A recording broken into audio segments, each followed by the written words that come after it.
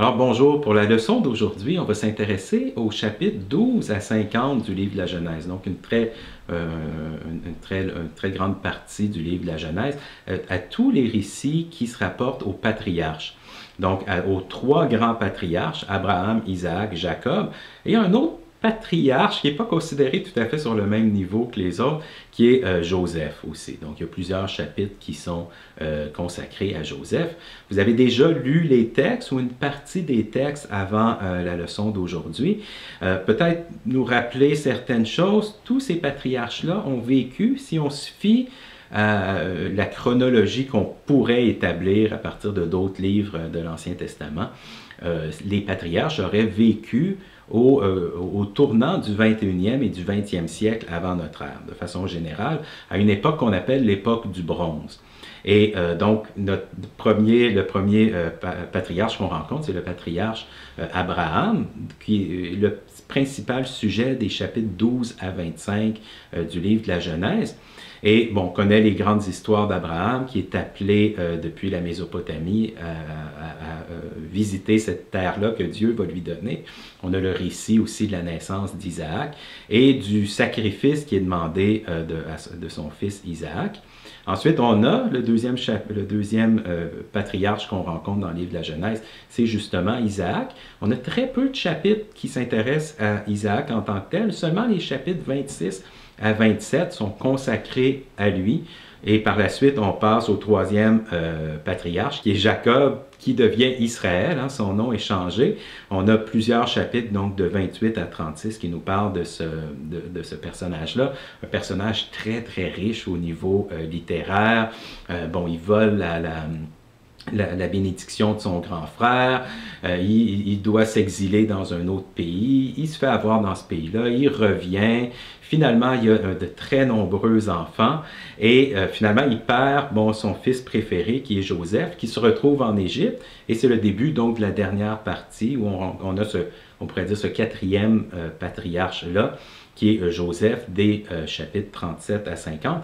Ce cycle-là de récits, on va en parler un peu plus dans la leçon qui suit. Donc, quand tout ça se termine à la fin du livre de la Genèse, on se retrouve en Égypte, tous les fils de Jacob sont en Égypte et on prépare le terrain pour le livre de l'Exode. On va voir le livre de l'Exode, c'est vraiment le début de l'histoire du peuple d'Israël. Donc, tout ce qu'on a dans le livre de la Genèse, des chapitres 12 à 50, on peut considérer ça comme étant un peu la préhistoire du peuple d'Israël.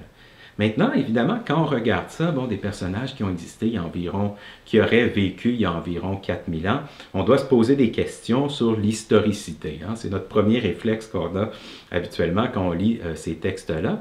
Et on s'aperçoit qu'il y a plusieurs problèmes au niveau historique. Un des premiers problèmes, c'est l'âge des patriarches.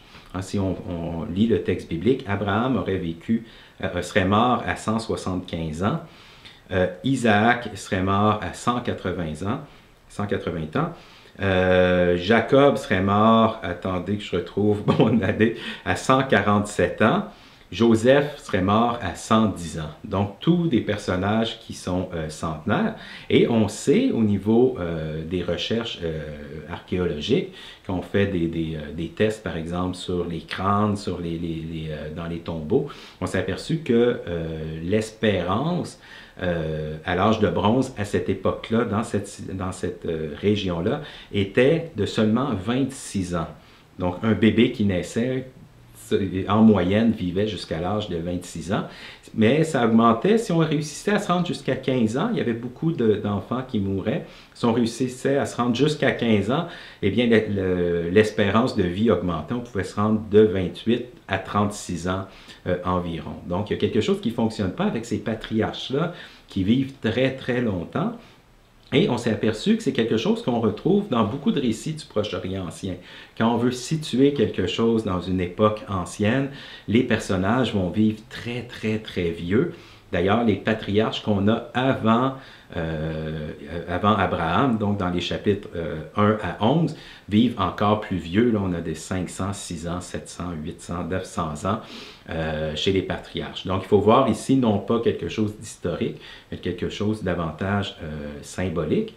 Un autre problème qu'on a avec les patriarches, c'est les lieux qu'ils visitent. Hein, les lieux, quand on a fait des recherches archéologiques, on s'est aperçu souvent que ces lieux-là n'existaient pas ou que les lieux portaient un autre nom à cette époque-là. Donc, on voit qu'il y a une trace rédactionnelle d'une époque plus tardive sur des textes plus anciens.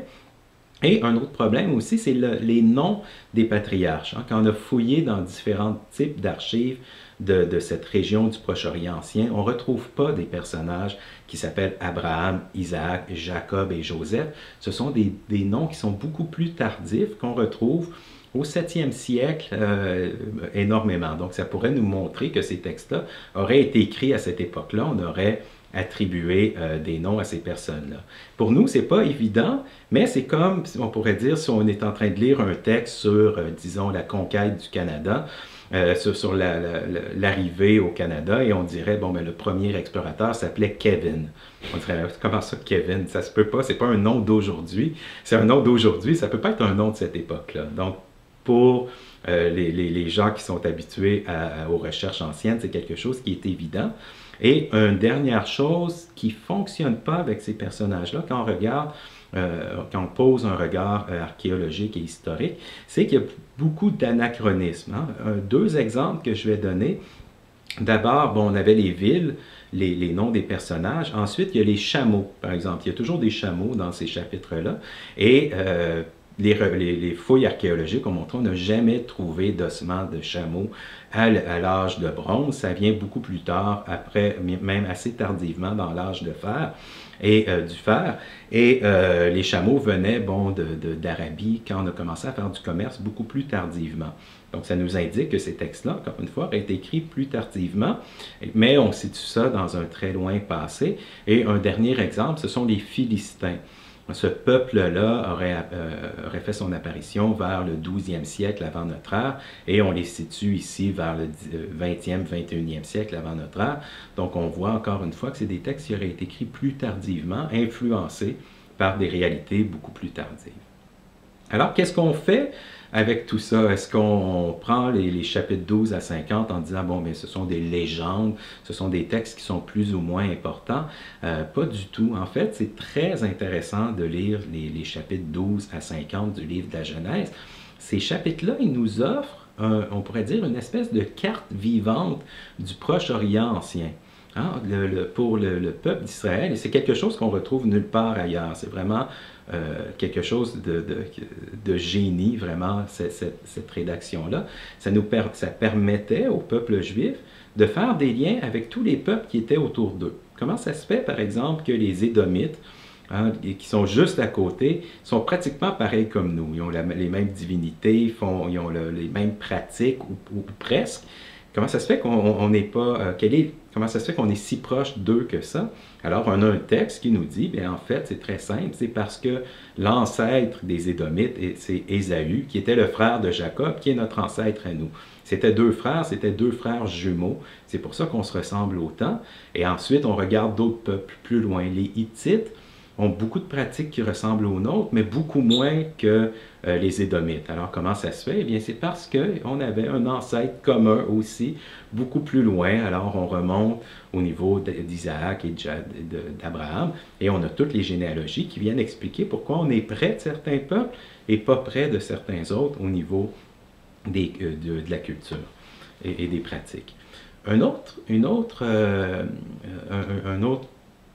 chose qui est pratique, qui est utile des chapitres 12 à 50 du livre de la Genèse, c'est qu'il nous permet d'établir un lien entre Abraham et Jacob.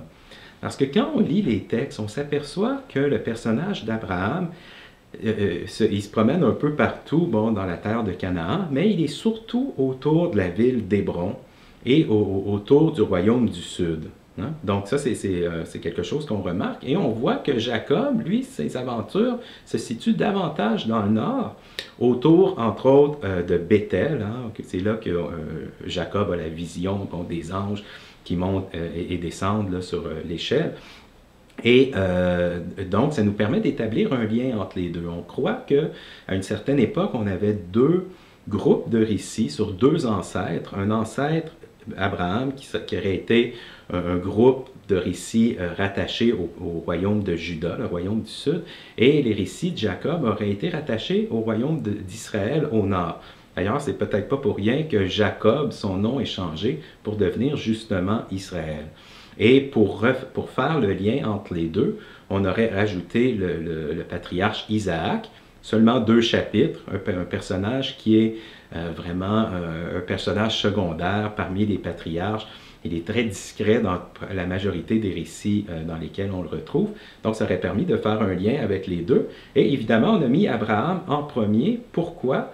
Parce que ces textes-là auraient été mis dans leur forme, disons, finale, à Jérusalem, dans le royaume du sud, le royaume de Juda. Donc, pour marquer la primauté du patriarche Abraham, on en fait le grand-père de Jacob, qui est présenté comme étant un peu moins important, étant du nord. Et tout ce travail rédactionnel-là, qu'est-ce que ça fait? C'est que ça réunit toutes ces traditions-là ensemble et ça permet de rassembler tous les gens du royaume du sud et du royaume du nord qui a été détruit. C'est une autre des utilités des chapitres 12 à 50 du livre de la Genèse. Maintenant, ces considérations-là sont plutôt au niveau, on pourrait dire, historique. Et on peut se demander au niveau théologique, à quoi ça nous sert ces récits-là? Quand on fait une analyse plutôt narrative, quand on prend le temps de lire les récits, on s'aperçoit d'une chose, c'est que les familles qui sont présentées dans les chapitres 12 à 50, c'est loin, très très loin même, d'être des familles parfaites. On a des familles, on pourrait même dire dans certains cas, des familles dysfonctionnelles. Les maris ont plusieurs femmes, ce qui n'était pas une pratique régulière chez les Juifs, contrairement à ce qu'on pourrait croire. Ils ont plusieurs femmes, ils ont des enfants à gauche, à droite. Des fois, il y a des cas de prostitution, il y a des enfants qui sont rejetés, il y a des enfants qui... si on prend l'histoire de Jacob et Ésaü, un frère qui trompe un autre frère, sa mère qui aide qui favorise un des 2 fils. On n'a pas des exemples de familles, disons, parfaites. Et ça devient intéressant parce que, à travers ce récit-là, ça nous dit quelque chose au sujet de Dieu, que Dieu s'intéresse à ces familles-là, qui prend part à l'aventure de ces familles-là. Et en tant que lecteur, nous, ça nous permet de nous reconnaître dans ces histoires-là. Nos familles ne seront pas nécessairement parfaites, nos relations familiales ne sont pas nécessairement parfaites, donc on peut comprendre, on peut voir que Dieu quand même s'intéresse à ces familles. Et un dernier point au niveau, encore une fois, plus théologique, c'est que, comme on a dit dans le livre de l'Exode, on commence avec l'histoire du peuple d'Israël. Tout ce qui est avant les chapitres 12 à 50 de Genèse, c'est davantage la préhistoire du peuple d'Israël. Et c'est intéressant de voir que Dieu, avant de s'intéresser à un peuple, à l'ensemble d'un peuple, il s'est intéressé à des individus. Il s'est approché d'individus, il s'est impliqué dans l'histoire personnelle d'individus. Il a établi une relation personnelle avec des individus.